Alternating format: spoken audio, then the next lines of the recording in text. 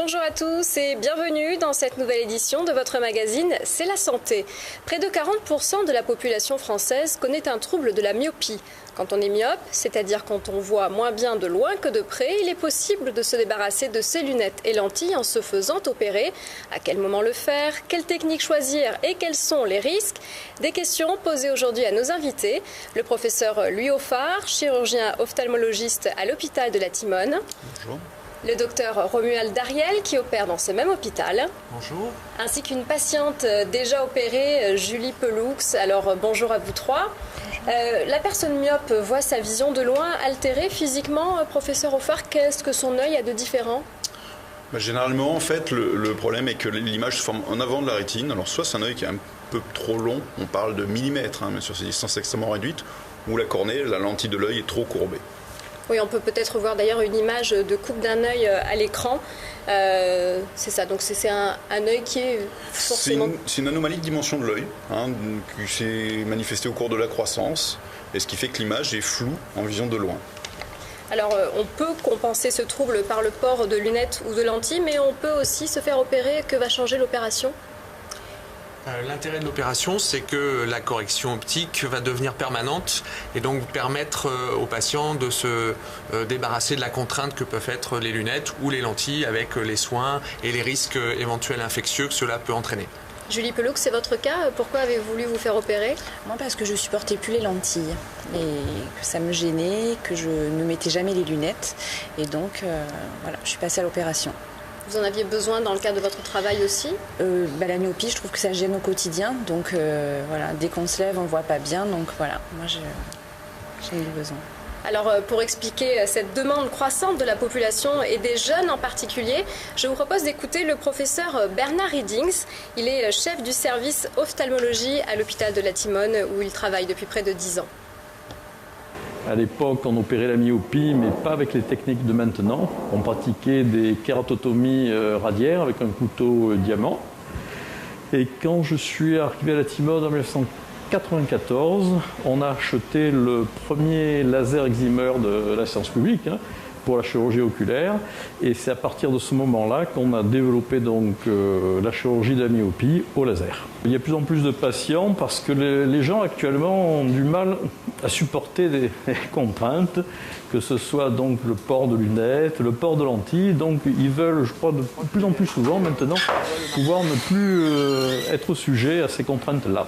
Et la technologie de plus en plus évoluée, d'autant plus précise et d'autant plus fiable, et avec moins de complications, moins de risques qu'autrefois. Alors ce laser utilisé à la Timone est un laser de dernière génération. Il a été installé depuis près de 8 mois. Est-ce que tous les myopes peuvent se faire opérer?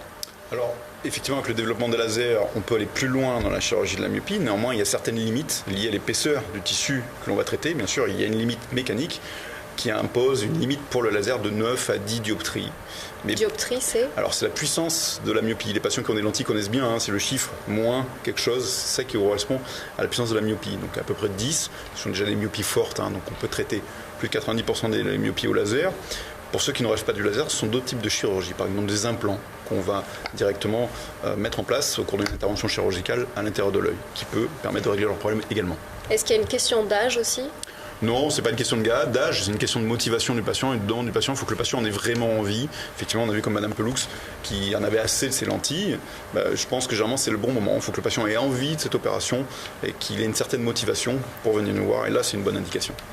Et pour les femmes, est-ce qu'il faut attendre d'avoir été enceinte une première fois ou pas du tout? Est-ce que ça joue, les hormones? Alors c'est pas nécessaire. Alors évidemment, il est hors de question d'opérer une patiente pendant une grossesse. Donc c'est une question qu'on leur pose systématiquement avant la chirurgie. Mais la grossesse peut modifier un tout petit peu la vision, mais généralement c'est quelque chose de totalement régressif à l'issue.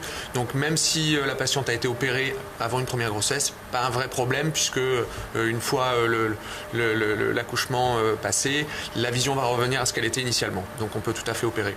Et si on a plus de 40 ans?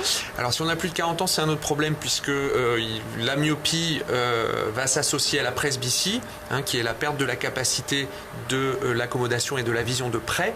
Et le fait de supprimer complètement la myopie va entraîner presque mécaniquement une presbytie. Donc on a des procédures qui permettent d'associer les deux types de chirurgie en même temps.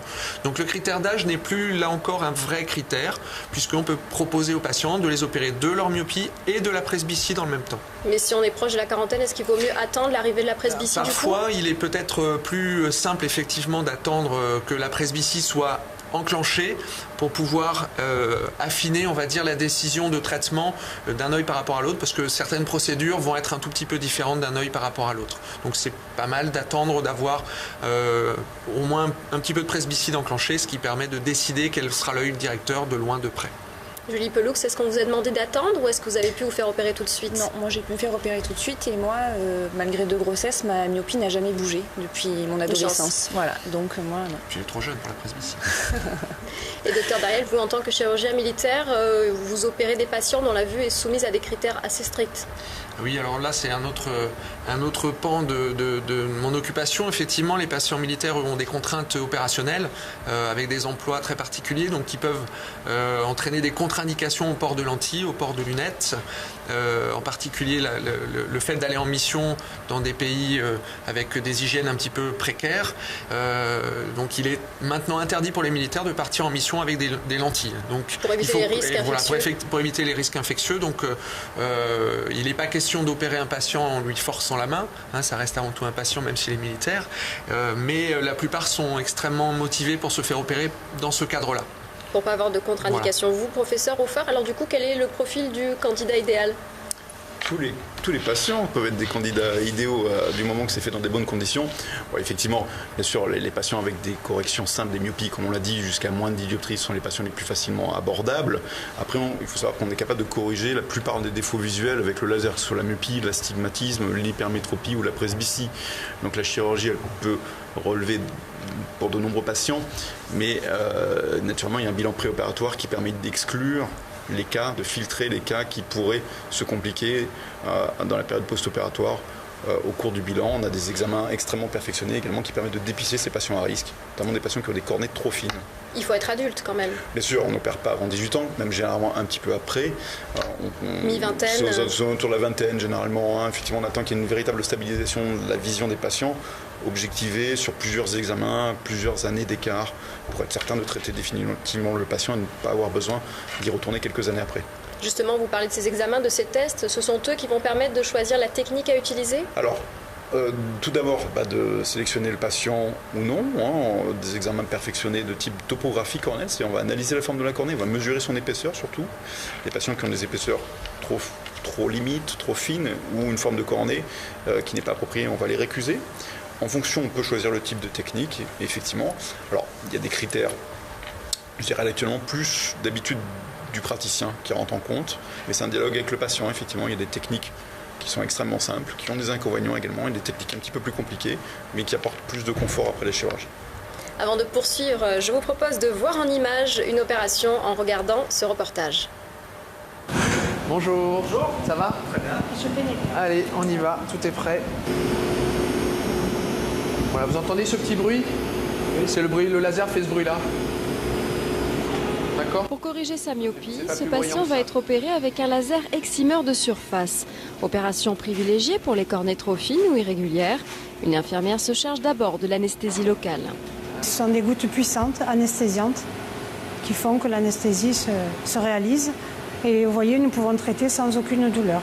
L'anesthésie dure 20 minutes, donc le patient a le temps de rentrer chez lui et de commencer son traitement. Son rôle ne s'arrête pas là. Notre rôle aussi est de rassurer le patient. Certaines personnes sont plus inquiètes que d'autres, surtout les jeunes hommes. Mais ce patient n'a pas hésité à se faire opérer. Pour 2 raisons. Une professionnelle, parce que je suis sapeur-pompier et avec les équipements de protection individuelle, c'est pas pratique. Et une deuxième pour le confort de la vie de tous les jours. Les yeux, c'est relativement sensible. Donc quand on met des gouttes ou des choses comme ça, on a la vue qui se trouble. Mais après, autrement, ça n'a pas fait mal. Non, il n'y a pas eu de douleur. Une douleur qui dépend du type de technique utilisée. Dans le cas d'une chirurgie de surface, la procédure est très rapide. Les 2 yeux peuvent être tout compris opérés en à peu près 15 minutes. Et l'inconvénient majeur, c'est que pendant 2 à 3 jours, ça va créer une douleur importante des deux yeux quand on opère les deux yeux et pour lesquels on peut être extrêmement gêné. Et ça justifie un traitement, en tout cas antalgique, assez important les premières heures et les premiers jours. C'est différent en cas d'utilisation d'un LASIK, une opération un peu plus désagréable, mais la douleur cède rapidement. Réaction d'abord, vous qui avez été opéré avec la même technique qu'on a vue dans ce reportage, est-ce que vous avez eu mal ? Pendant l'opération, pas du tout. En plus, c'est très rapide et j'ai rien senti. Par contre, 48 heures un peu difficile après parce que ça brûle et voilà, ça fait une sensation un peu de sable dans les yeux. Mais le 3e jour, c'était passé. Et qu'est-ce que vous faites pendant ces 48 heures ? Est-ce que vous restez dans une pièce noire ? Au repos. Ouais, Ah ouais. C'est ça. Au repos, dans le noir. Oui, moi, je me suis vraiment, j'étais pas bien. Ouais, on est isolé, on a mal, une sensation de brûlure, comme vous disiez. Mais bon, après, voilà, ça passe. Et vous avez repris une activité normale au bout de combien de temps ? Moi, j'ai fait pendant les vacances. Donc, mais le 5e jour, je pouvais conduire, c'était impeccable. Donc, ça revient de façon graduelle ? La vue ? Moi, c'est revenu très, très vite. D'accord. Ouais. J'ai cicatrisé très vite, donc j'ai retrouvé ma vue très rapidement. Et docteur Dariel, comment se porte Sébastien Pénequin qu'on a vu dans le reportage ? J'ai revu il n'y a pas très longtemps, il va parfaitement bien, il est très content. Lui aussi a eu mal pendant 2 ou 3 jours, mais il est très très content. Il a repris ses activités de sapeur-pompier sans aucune restriction. Alors on va revenir sur ces 2 techniques utilisées en cas de myopie plutôt légère. Le laser, LASIK, c'est la technique la plus répandue, pour quelle raison ? Alors, en fait, la première technique remonte au début des années 90, qui s'appelle la photokératectomie réfractive. PKR, c'est plus simple. Un nom un peu savant. Voilà, on va retenir PKR. Voilà, mais exactement, qui est passé dans le langage courant, qui consiste simplement à réaliser le laser à la surface. Donc, comme l'a dit Madame Pelou, qui dit laser à la surface veut dire qu'il y a une cicatrisation après. Donc ça va faire mal pendant 24-48 heures. Donc sur le coup, pas de douleur, mais des Absolument, douleurs chirurgie ensuite. très simple. Techniquement, il n'y a pas de geste qui pourrait prêter à des complications, mais c'est vrai qu'il y a un inconfort qui va durer plusieurs jours. Le LASIK, en fait, ça consiste à faire le laser dans l'épaisseur même du tissu, de l'épaisseur de la cornée. Comment on fait ? Simplement, on découpe une lamelle qui fait 1/10 de millimètre à la surface de la cornée, grâce maintenant à un laser. Donc, c'est un autre laser que le laser Excimer. Donc 2 lasers pour cette deuxième opération. Il faut un équipement lourd, ça nécessite 2 lasers qui valent à peu près chacun 500 000 €. Donc le plateau est extrêmement coûteux, mais ce premier laser permet de découper une lamelle de 1/10 de millimètre que l'on soulève manuellement, et là on vient traiter la myopie avec le laser Excimer dans l'épaisseur du tissu.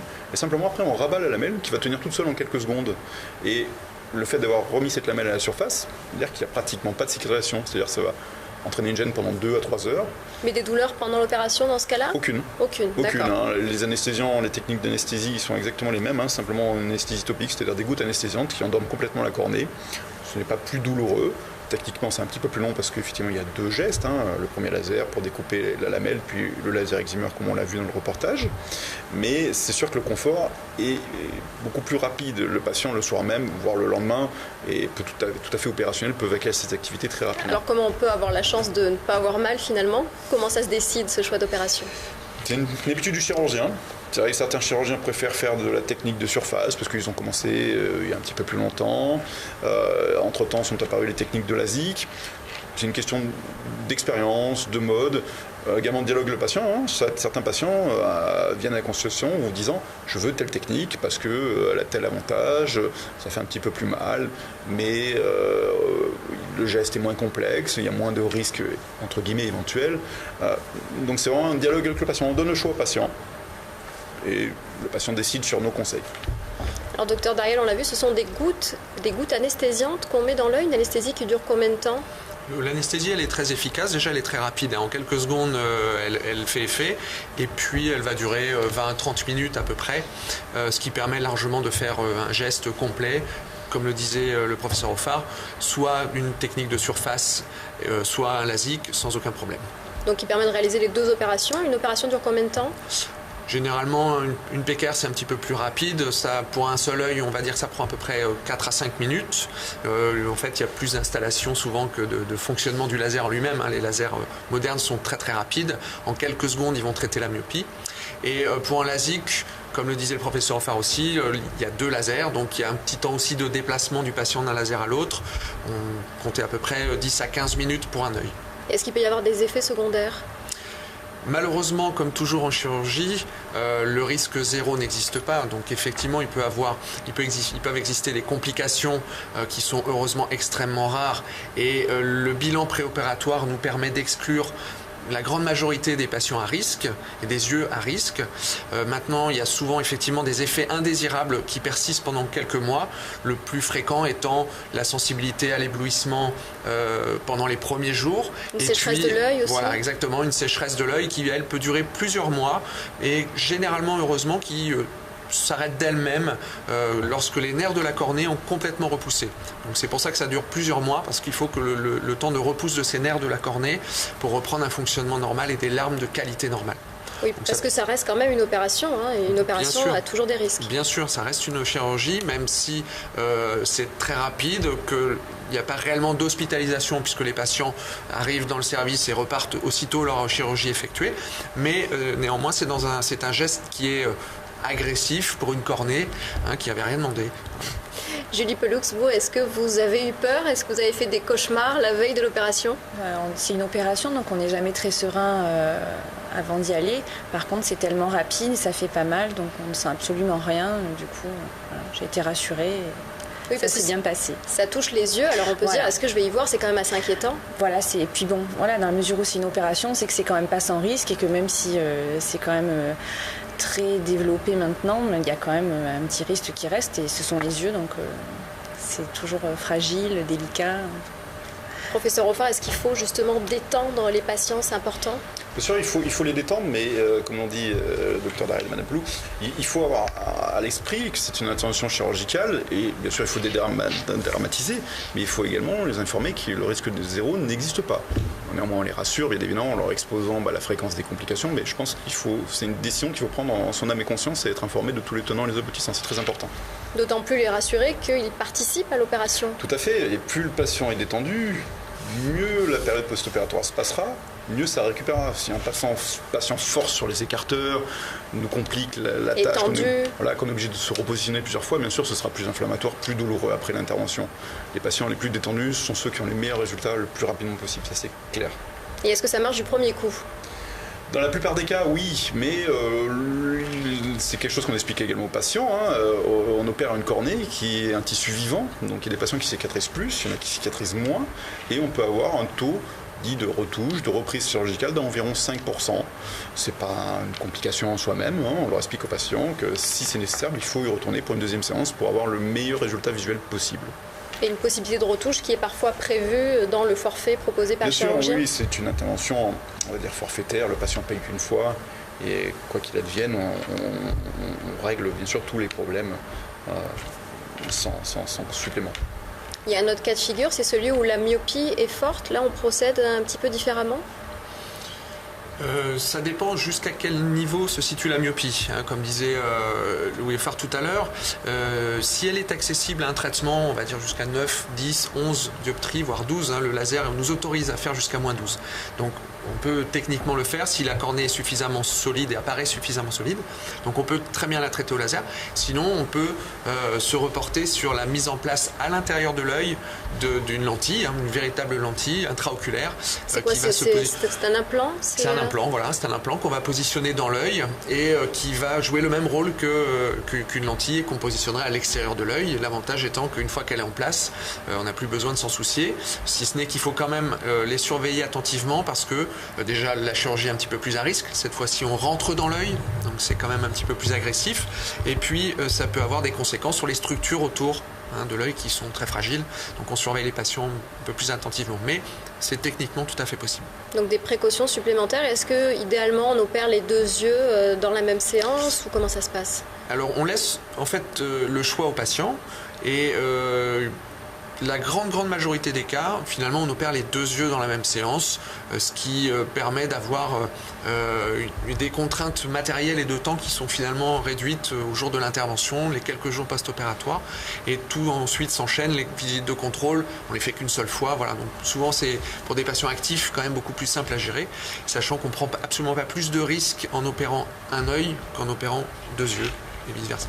Alors il arrive qu'on ait plusieurs problèmes, qu'on soit par exemple myope et astigmate. Dans ce cas-là, on opère aussi tout en même temps?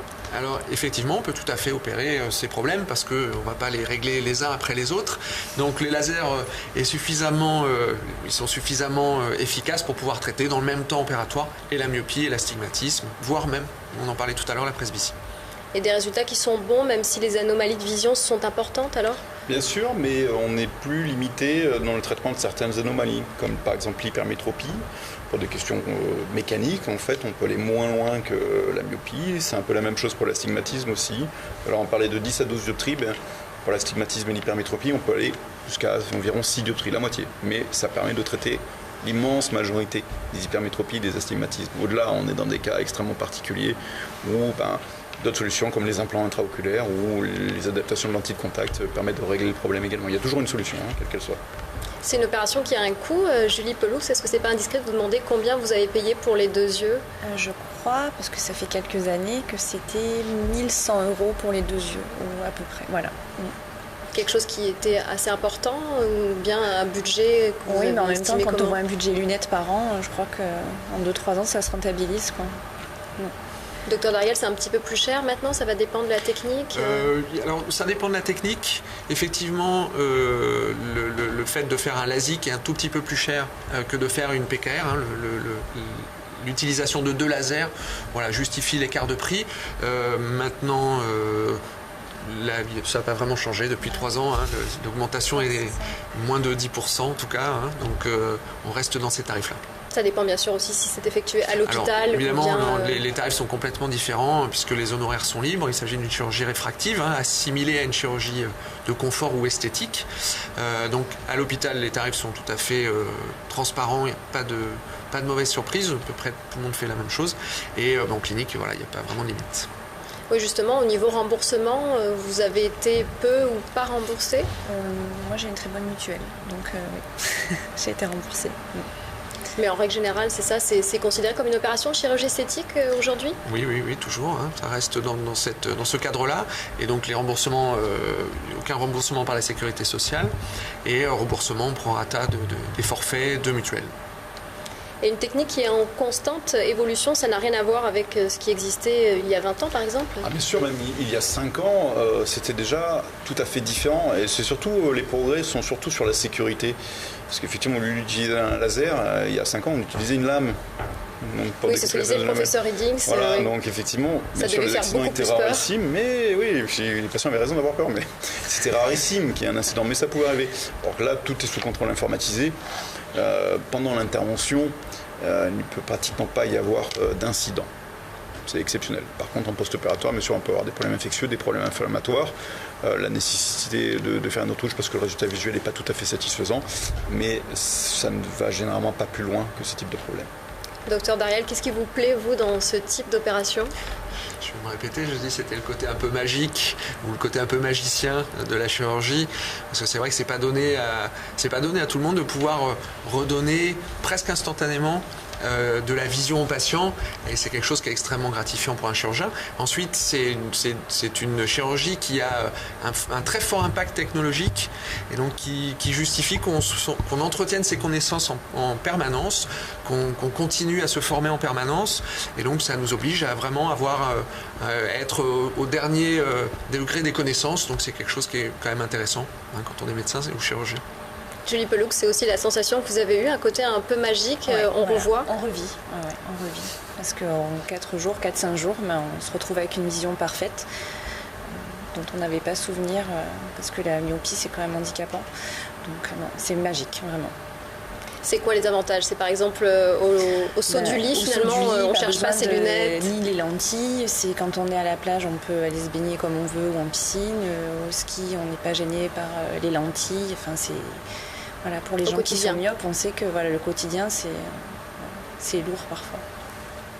Professeur Offert, de plus en plus de patients vous appellent et commandent une opération? Bien sûr, oui, non, c'est une chirurgie bien sûr qui est de plus en plus médiatisée, de plus en plus abordable. Ce qu'on l'a vu, bien sûr, c'est pas la sécurité sociale qui doit prendre ça en charge, mais les mutuelles prennent ça de plus en plus en charge plutôt que effectivement un forfait lunettes. Préfèrent oui, parce que ça coûte cher annuellement. Les chirurgies, a priori, c'est une fois et puis c'est réglé. Hein. Tandis qu'un forfait lunettes tous les ans, effectivement, on voit les niveaux auxquels on arrive. Donc effectivement, il y a de plus en plus de demandes et on peut répondre de plus en plus aux demandes des patients. Et de plus en plus de jeunes? Je dirais, c'est pas tellement à ce niveau-là. On a de plus en plus de demandes, c'est sur les chirurgies de la presbytie. Parce qu'effectivement, on a des nouvelles techniques qui donnent des bons résultats maintenant.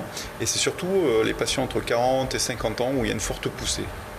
Oui, c'est ça, docteur Dariel, même après 40 ans, on n'a plus envie de porter des lunettes ou d'en reporter. Oui, c'est une deuxième jeunesse. Donc, si on peut offrir ça aux patients, c'est vrai que c'est une forte demande. Et comme je disais à l'OFA, on a des techniques qui sont maintenant performantes, efficaces. Donc, on a beaucoup de demandes dans cette indication. Peut-être même des patients qui ont déjà été opérés de la myopie et qui se disent « je vais peut-être le faire pour la presbytie ».